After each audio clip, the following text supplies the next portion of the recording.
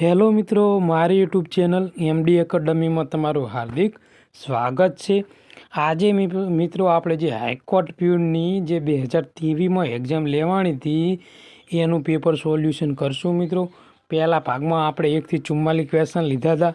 હવે 60 થી 100 ક્વેશ્ચન લેશું અને મેથ્સ રિઝનિંગ માટે અલગથી વિડીયો બનાવીને આપણે મૂકીશું, જેથી કરી તમને સરળતા રહે સોલ્યુશનમાં અને કઈ પ્રકારના ક્વેશ્ચન પૂછાય છે, કેટલું લેવલ હોય છે ક્વેશ્ચનનું, જેનો તમને અંદાજ આવે મિત્રો. ઓકે, તો 60મો ક્વેશ્ચન છે મિત્રો કે પ્રખ્યાત રમતવીર ધ્યાનચંદની શ્રેષ્ઠતા કઈ રમતમાં સિદ્ધિ થયેલી હતી? તો મિત્રો યાદ રાખજો, શતરંજની રમત એટલે મિત્રો ચેસ. ઓકે મિત્રો, આગળ વાત કરવામાં આવે કે સુનિલ ગાવસ્કરે તેમની પ્રથમ ટેસ્ટ મેચ કયા રાષ્ટ્ર સામે રમ્યા હતા? તો મિત્રો વેસ્ટ ઇન્ડિઝ સામે રમ્યા હતા. મિત્રો સુનિલ ગાવસ્કરનું મિત્રો નિકનેમ છે જે બહુ પ્રખ્યાત છે, જેને લિટલ માસ્ટર કહેવામાં આવે. શું કહેવામાં આવે છે? Little master.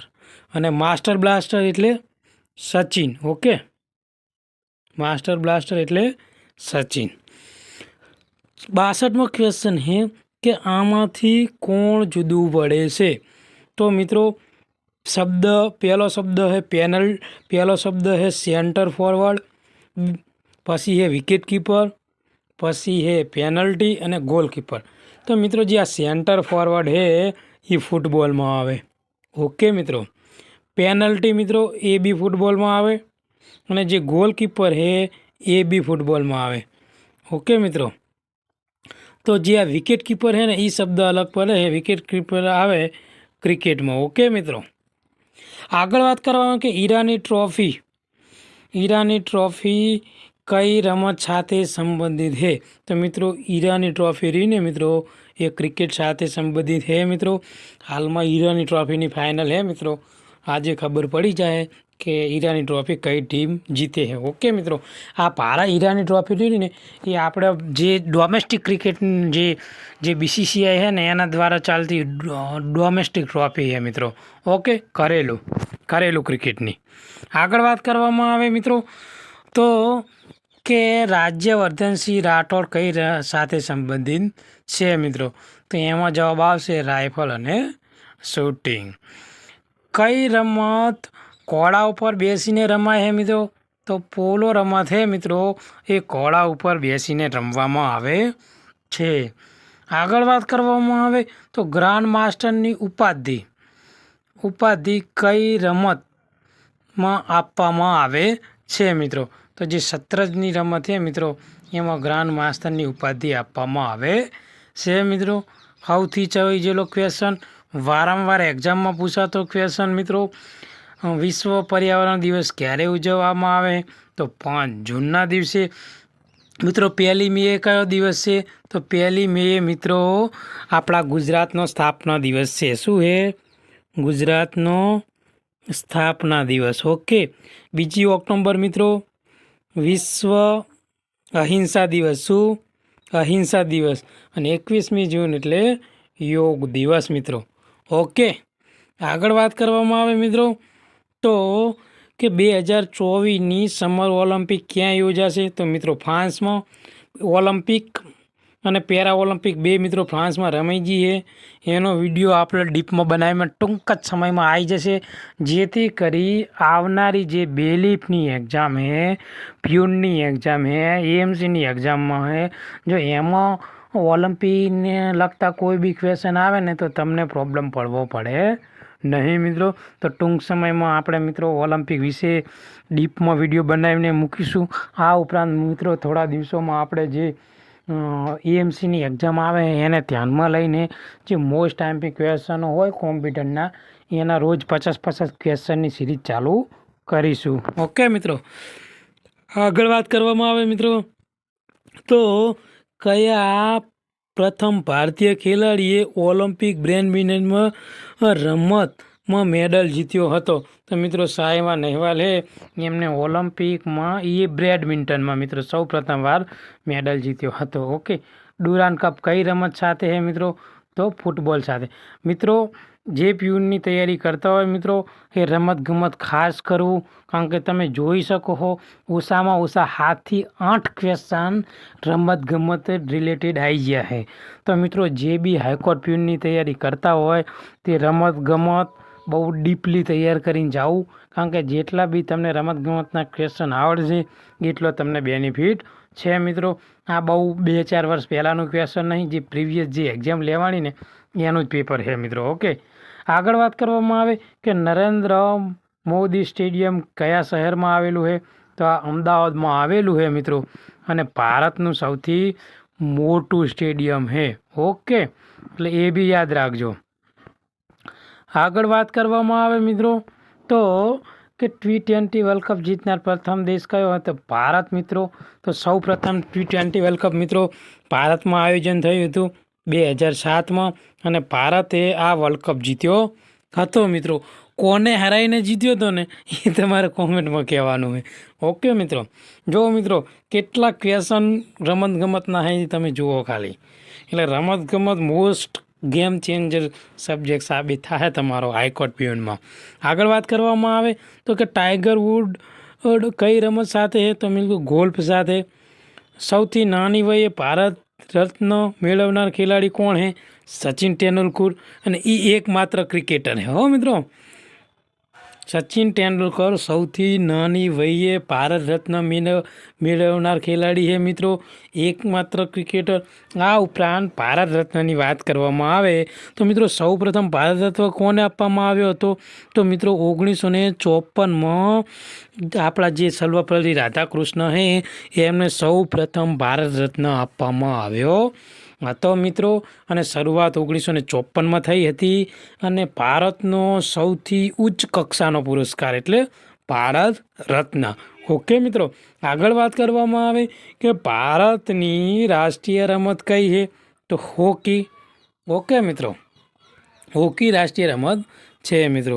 આગળ વાત કરવામાં આવે ભારતમાં રમતવીરોને રમવા માટે અપાતો ઉચ્ચ એવોર્ડ કયો છે? તો મિત્રો જે ખેલ રત્ન છે તે ઉચ્ચ કક્ષાનો એવોર્ડ છે મિત્રો. પ્રસિદ્ધ ક્રિકેટર જેની સાથે અભિનેત્રી અનુષ્કા શર્માએ લગ્ન કર્યા છે તે કોણ? એ બી વિરાટ કોહલી.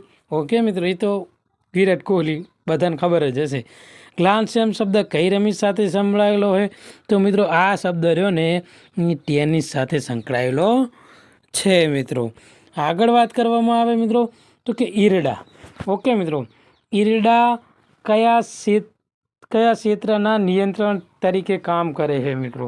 તો મિત્રો ઈરડા તમને યાદ હોય તો આ એક વીમા ક્ષેત્રે સંકળાયેલું છે મિત્રો કંપની. તો મિત્રો તમને એમ થતું હશે કે ઈરડા એટલે શું? તો મિત્રો ઈરડા એટલે મિત્રો ઇન્સ્યોરન્સ. I ફોર ઇન્સ્યોરન્સ અને R એટલે regulatory and development authority of India. Okay મિત્રો, તો ઈરડાની સ્થાપના મિત્રો 1999માં થઈ હતી મિત્રો. ઓકે, આ રેગ્યુલેટરી બોડી છે મિત્રો. આ ઉપરાંત મિત્રો જે ઈરડા છે બરાબર, એનું હેડક્વાર્ટર મિત્રો આવેલું છે હૈદરાબાદમાં આવેલું છે બરાબર. તેલંગાણા જે હૈદરાબાદ છે મિત્રો TN બરાબર, એની રાજધાની હૈદરાબાદ બરાબર. તો હૈદરાબાદમાં ઈરડાનું હેડક્વાર્ટર આવેલું છે. ઉપરાંત મિત્રો આ જે છે ને કયા મંત્રાલય અંતર્ગત આવે?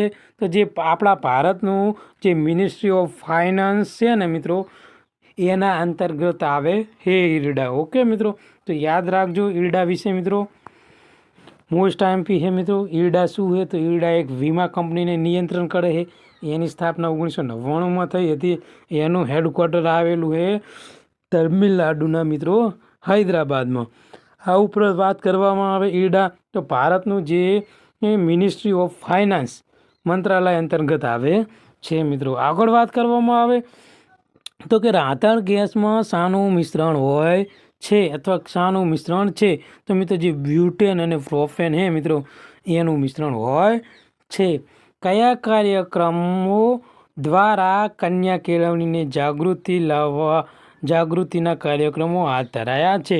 તો રાઇટ ટુ એજ્યુકેશન, ગુણોત્સર અને સપ્તાધારા. તો તમામ જવાબ આવશે મિત્રો. ઓકે, આગળ વાત કરવામાં આવે તો તાજેતરમાં ભારતમાં સૌપ્રથમ earthquake early warning mobile app કયા રાજ્યમાં લોન્ચ કરવામાં આવી હતી?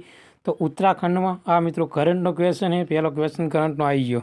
ઓકે મિત્રો, આગળ વાત કરવામાં આવે તો કે H1N1 વાયરસને નીચેનામાંથી કયા રોગ સાથે સંબંધિત છે? તો મિત્રો સ્વાઇન ફ્લૂ સાથે સંબંધિત છે મિત્રો. તો મિત્રો બર્ડ ફ્લૂ શું છે? બર્ડ ફ્લૂ માટે H1N5. ઓકે મિત્રો, પછી ડેન્ગ્યુ મચ્છરથી થાય. એડ્સ મિત્રો, એડ્સ પણ એક જાતનો વાયરસ છે મિત્રો. આગળ મિત્રો વિશ્વ એડ્સ દિવસ ક્યારે મનાવવામાં આવે છે? તો મિત્રો વિશ્વ એડ્સ દિવસ મનાવવામાં આવે છે 1 ડિસેમ્બર. ઓકે, આગળ વાત કરવામાં આવે તો ગુજરાતમાં બટાકા સંશોધન કેન્દ્ર ક્યાં આવેલું છે? ડીસામાં આવેલું છે. બટાકા સંશોધન કેન્દ્ર ક્યાં? ડીસામાં. ખાલી જગ્યાએ નેટવર્ક સુરક્ષા પ્રણાલી છે જે કે પૂર્વ આધારિત સલામતી નિયમોના આધારે ઇનકમિંગ અને આઉટગોઈંગ નેટવર્કની ટ્રાફિકનું નિયંત્રણ ઉપર દેખરેખ રાખે છે. તો મિત્રો ફાયરવોલ જવાબ આવશે. 26 નવેમ્બર એટલે મિત્રો બંધારણ દિવસ. આ ઉપરાંત મિત્રો શું બીજો કયો દિવસ છે? રાષ્ટ્રીય દૂધ દિવસ. ઓકે મિત્રો, યાદ રાખજો 26 નવેમ્બર બંધારણ દિવસ અને બીજો દૂધ દિવસ. ઓકે મિત્રો, અને 1 જૂન એટલે વિશ્વ દૂધ દિવસ. 1 જૂન એટલે વિશ્વ દૂધ દિવસ. ઓકે મિત્રો, યોગ દિવસ મિત્રો ક્યારે આવે? યોગ દિવસ 21 જૂન. ખેલ દિવસ મિત્રો મેજર ધ્યાનચંદની જન્મજયંતિ એટલે 29 ઓગસ્ટ. ઓકે મિત્રો, યાદ રાખજો, દિવસ ઇમ્પોર્ટન્ટ છે મિત્રો. લેક્ચરમાં તમને દિવસ બી કરાવતો જઈશ જેથી કરીને તમને કોઈ પ્રોબ્લેમ ના આવે. ઓકે મિત્રો, આગળ વાત કરવામાં આવે તો ભારત સરકારના કાનૂન અને ન્યાય મંત્રાલયે ઘર આંગણે ન્યાય આપવા કયું અભિયાનની શરૂઆત કરી? તો એક પહલ ડ્રાઈવ. તો મિત્રો આ બીજો ક્વેશ્ચન આવી ગયો છે તમારો કરંટનો. ઓકે, આગળ વાત કરવામાં આવે ભારતના પ્રથમ ફોન્ટિક કેટેલિટિક રિએક્ટર વેસ્ટ વોટર ટ્રીટમેન્ટનો પ્લાન્ટ ક્યાં શરૂઆત કરવામાં આવી છે? તો મિત્રો આ બી કરંટ આધારિત ક્વેશ્ચન છે અને મિત્રો આ પ્લાન્ટની શરૂઆત ભરૂચમાં કરવામાં આવી હતી મિત્રો. એટલે 3 ક્વેશ્ચન તમારા કરંટ બેઝ આવી ગયા છે. ઓકે મિત્રો, વિદ્યુત ઉપકરણ માટે આજકાલ જાણીતા બલ્બ LED બોલો એનું સંપૂર્ણ અથવા કે પૂરું નામ શું છે? તો લાઇટ એમિટિંગ ડાયોડ. ઓકે મિત્રો, આગળ વાત કરવામાં આવે તો હાલમાં નામદાર સુપ્રીમ કોર્ટના ચીફ જસ્ટિસ કોણ છે? તો DY ચંદ્રચૂડ. મિત્રો યાદ રાખજો, DY ચંદ્રચૂડ છે. હાલમાં વિધાનસભાના સ્પીકર કોણ છે મિત્રો? તો શંકર ચૌધરી. મિત્રો ટોટલ મિત્રો 4, 5, 6 ક્વેશ્ચન કરંટના આવી ગયા છે મિત્રો. હાલના આર્મીના ચીફ કોણ છે? તો મનોજ પાંડે. મિત્રો આ હતા, હાલ મનોજ પાંડે નથી. હાલમાં મેન મિત્રો ઉપેન્દ્ર ત્રિવેદી છે. કોણ છે? ઉપેન્દ્ર ત્રિવેદી.